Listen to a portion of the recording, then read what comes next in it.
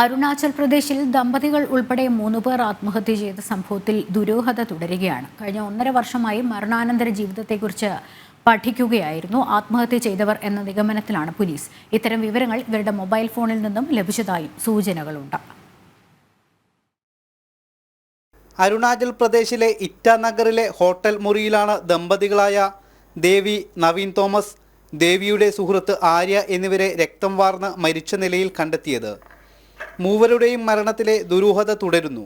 13 വർഷം മുൻപാണ് ദേവിയുടെയും നവീൻ തോമസിൻ്റെയും വിവാഹം കഴിഞ്ഞത്. എന്നാൽ ഇവർക്ക് കുട്ടികൾ ഉണ്ടായിരുന്നില്ല. ആയുർവേദ ഡോക്ടർമാരായ നവീനും ദേവിയും 1.5 വർഷം മുൻപ് ജോലി ഉപേക്ഷിച്ചിരുന്നു. തുടർന്ന് മരണാനന്തര ജീവിതത്തെക്കുറിച്ച് പഠിക്കുകയായിരുന്നു ഇവർ. ഗൂഗിൾ സെർച്ചിലടക്കം അത്തരം കാര്യങ്ങൾ പരിശോധിച്ചതായി അന്വേഷണ സംഘം കണ്ടെത്തിയിട്ടുണ്ട്. വാട്സാപ്പ് ചാറ്റുകളും ഇമെയിൽ സന്ദേശങ്ങളും അന്വേഷണ സംഘം പരിശോധിച്ചു. പലതും മൊബൈൽ ഫോണിൽ നിന്നും നീക്കം ചെയ്തിരുന്നു. ഇത് വിവരങ്ങൾ ശേഖരിക്കാനും പോലീസിന് തടസ്സമാകുന്നുണ്ട്. ദേവിയുടെ സുഹൃത്തായ ആര്യയെ കൂടെ കൂട്ടിയത് മകൾ എന്ന സങ്കല്പത്തിലാണെന്നാണ് വിവരം. പുനർജന്മത്തിൽ വിശ്വസിച്ചിരുന്ന മൂവരും ആര്യയെ മകളായി സങ്കല്പിച്ച് ആത്മഹത്യ ചെയ്യുകയായിരുന്നുവെന്നാണ് പോലീസിന്റെ പ്രാഥമിക നിഗമനം. ഇന്നലെ ഉച്ചയോടെയാണ് 3 പേരുടെയും മൃതദേഹങ്ങൾ നാട്ടിലെത്തിച്ചത്. തുടർന്ന് സംസ്കാരം നടന്നു.